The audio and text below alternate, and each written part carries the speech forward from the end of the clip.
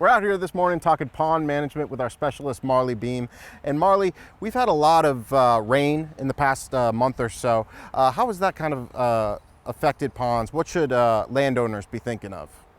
This is the time to be looking for any signs of erosion. I'd pay a special attention to your spillways, the overflow that's around the side of your dam. That's typically going to be earthen.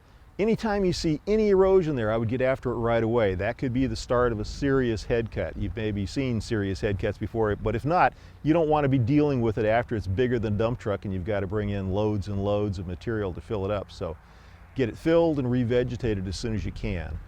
I'd also be looking at the dams just for any surface erosion. That may not be maybe going on all the time, but we'd like to see it well vegetated. We'd like to not have bare and eroding tracks from cattle on that surface, so that's vulnerable also. So now that things are growing, let's try to get things revegetated and do what we can to prevent serious problems down the road. And now that things are heating up, things like pond weeds and pond vegetation are obviously beginning to bloom more. What kind of management tips do you have for landowners who kind of want a cleaner pond? Right. Well, everybody has a different opinion on what clean is, but I'd like to encourage people to see the benefits of having some aquatic plants. About 20 to 30% coverage is ideal for the fish. It also helps minimize or eliminate the chance of wave erosion of your dam or your shorelines.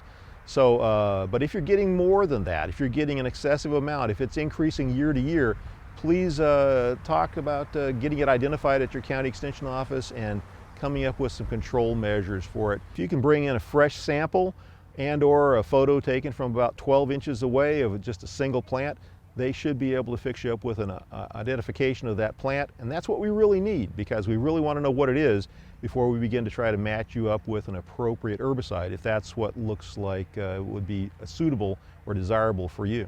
And you also have a new fact sheet out about building ponds.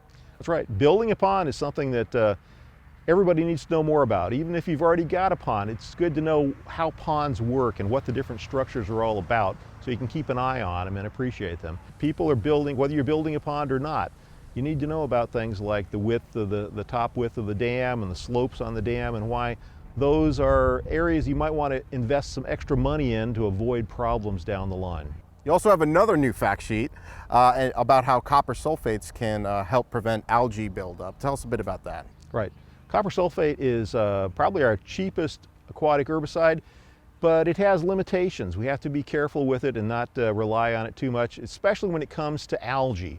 Algae are very adaptable and they tend to pop back right away, so typically we may want to hit it with some copper sulfate as long as we don't have sheep or goats around.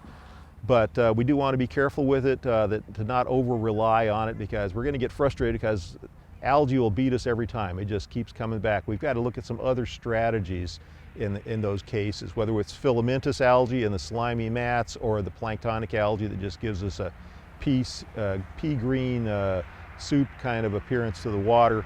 We need to try to look at nutrient sources, and in some cases we can do some things to reduce light levels in the pond. All right, thank you, Dr. Beem. And for more information on the fact sheets that he mentioned, go to our website, sunup.okstate.edu.